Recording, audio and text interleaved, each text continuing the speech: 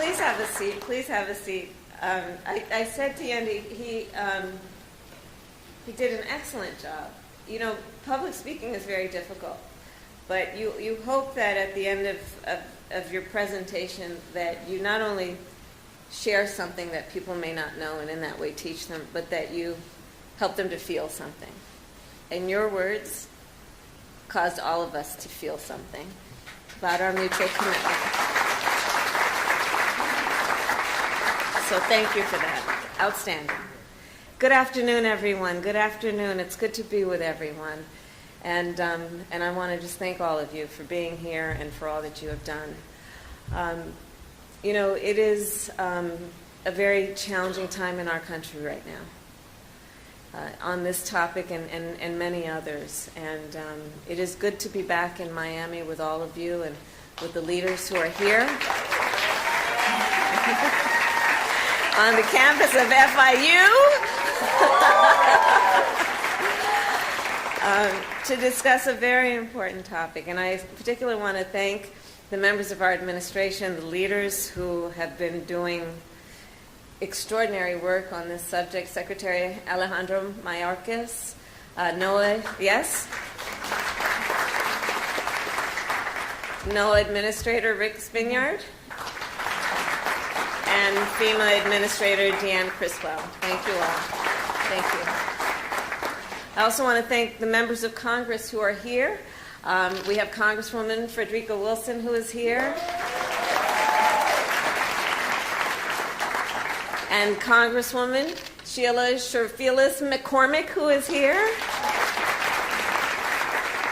They were kind enough to meet me on the tarmac as we arrived this afternoon, so thank you. And I also want to thank the local officials who are here, including the Mayor of Miami Beach, Dan Gelber. And to everyone, thank you for your leadership and thank you for your hard work. So for years, our nation and many of us have discussed, have lamented, have talked about the threat of climate change. For years, we debated the potential impact that climate change could have on our communities, on our country, and our world.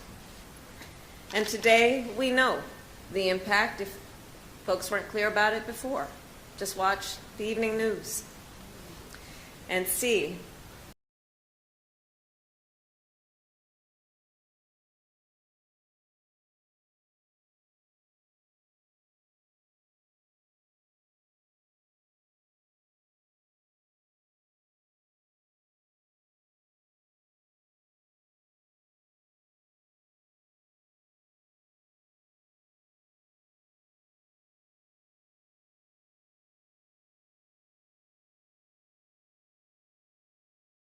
at least 35 dead, including babies, children.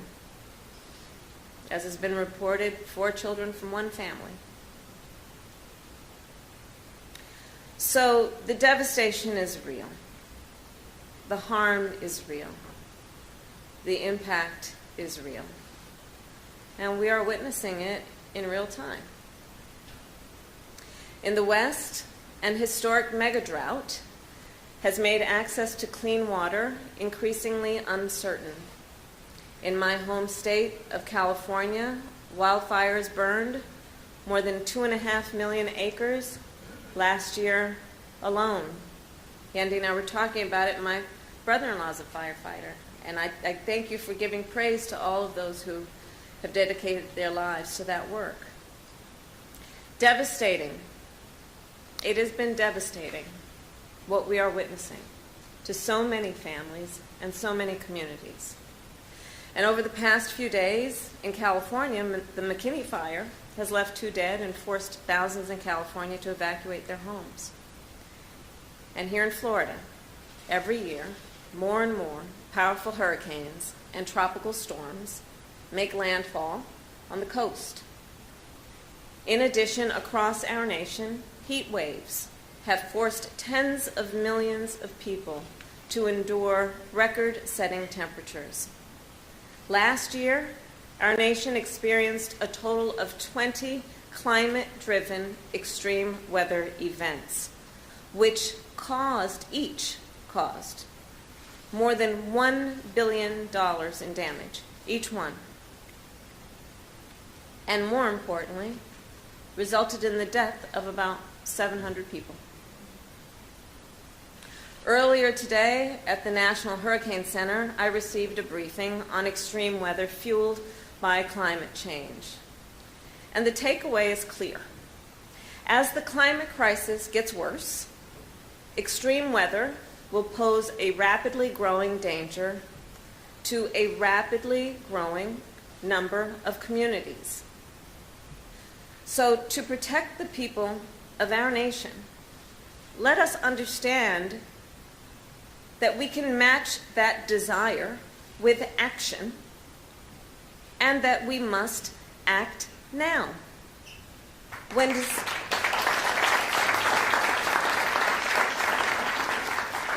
And I can tell you, President Joe Biden and I, we understand that when disaster strikes anywhere in America, we have a duty to act. And I think we all know here, we all as leaders certainly have the capacity to act. To provide support and resources has been a goal and a priority for our community, but for our administration, so that we can respond and recover and rebuild when disaster hits certain communities. The President and I also have a duty to act not only after disaster strikes, but before disaster strikes, and that is why we are here today.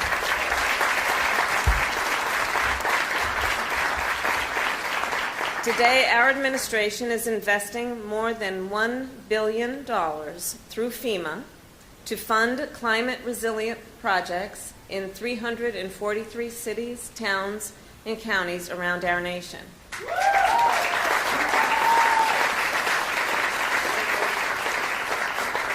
And here's how it works. So local governments apply for these grants. They tell us which projects would be most impactful. And together then, we build those projects. For example, our administration is partnering with Kern County in California to invest in underground water storage so families can have access to clean water during droughts. We are partnering with Austin, Texas to upgrade Austin's power grid so that homes and businesses and houses of worship can keep on the electricity during summer heat and winter storms. And we are partnering with folks right here in Miami. Together, we will invest $50 million to protect low-lying neighborhoods from sea level rise and storm surge.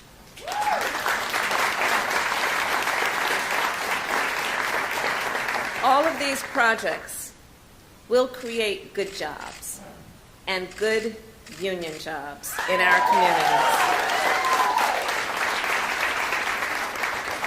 And these projects will also strengthen our economy by preventing billions of dollars of damage from extreme weather.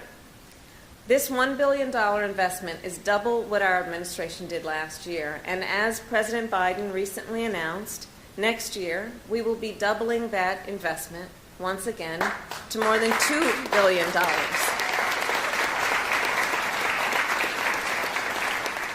In awarding these grants, we have paid special attention to the issue of equity, something that has been an area of focus for our administration from the beginning.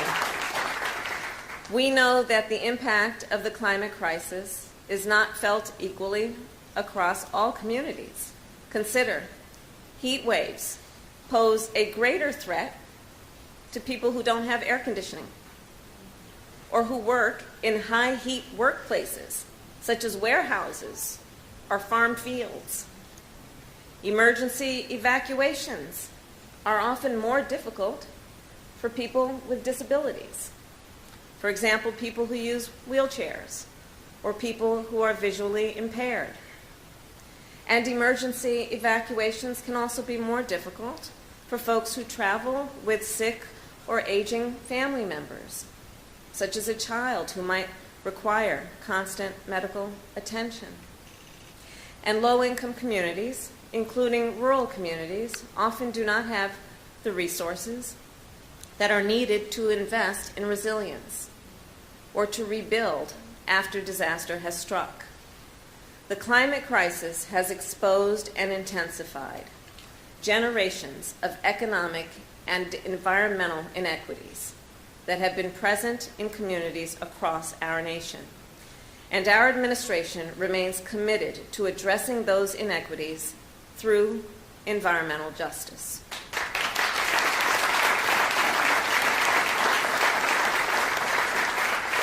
In awarding these grants, we have prioritized projects that will protect the communities that are disproportionately impacted by the climate crisis.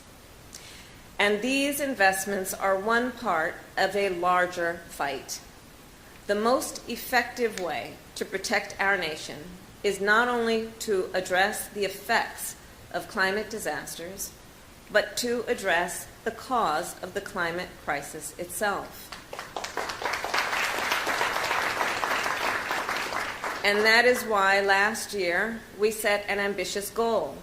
Our nation will cut our greenhouse gas emissions in half by no later than 2030. And by no later than 2050, we will reach net zero emissions.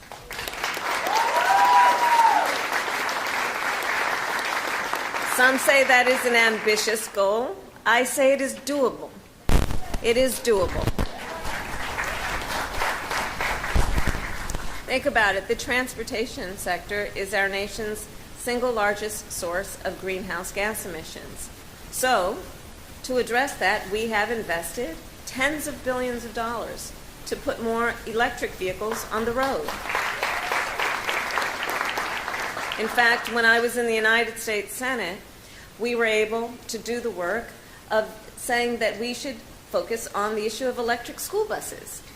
And I was proud to introduce the first piece of legislation to electrify our nation's fleet of school buses to that end. And the transition is now underway. For example, in Miami-Dade County, public schools will soon have 50 electric school buses on the roads.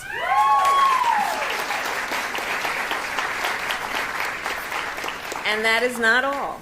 Our administration has also invested $65 billion into the electric grid and transmission infrastructure for our nation. So, to build thousands of miles of new resilient transmission lines. And in that way, we can move clean energy from where it is created to where it is needed. It is literally about the transportation of energy. So think from a wind farm in Iowa to a suburb in Chicago, or from a solar farm in Nevada to a family farm in Missouri. How exciting is that?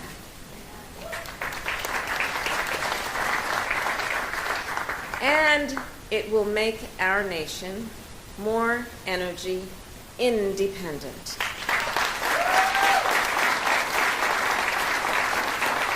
And it will lower electricity bills for millions of working families. So these investments are an important step forward, and our nation will soon take another great step forward in our fight against the climate crisis. President Biden and I strongly support the agreement announced last week by Leader Schumer and Senator Manchin. In addition to lowering the cost of health care and prescription drugs for millions of Americans, this agreement will invest nearly $370 billion in clean energy, zero-emission vehicles, environmental justice, and more. This is an historic opportunity to advance our fight against the climate crisis. And so, Congress, we ask that you pass it immediately.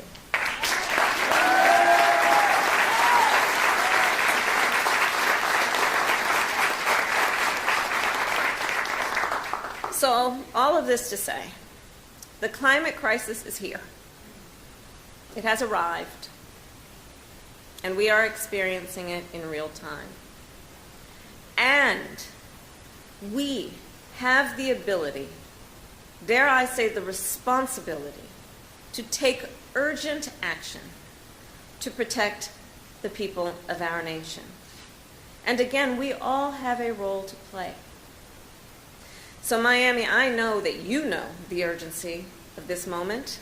You are living it every day. And your voice is so important on this issue.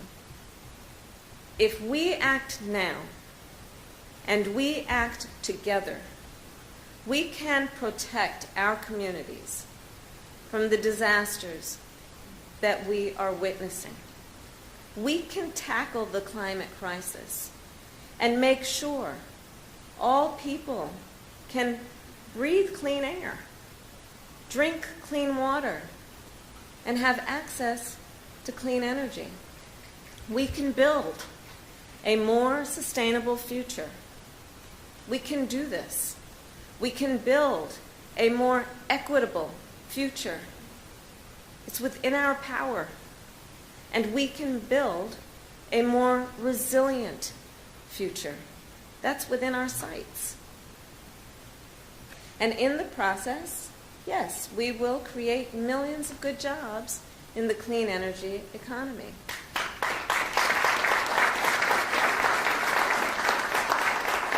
So, to the leaders here, I say, Miami, together we are building that future, and we will not tire in spite of all that we are witnessing that shows us such tragedy.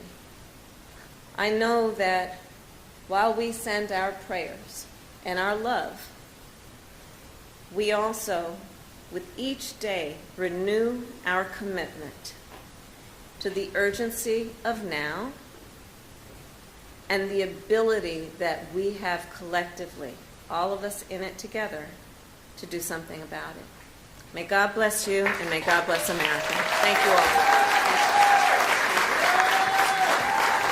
all.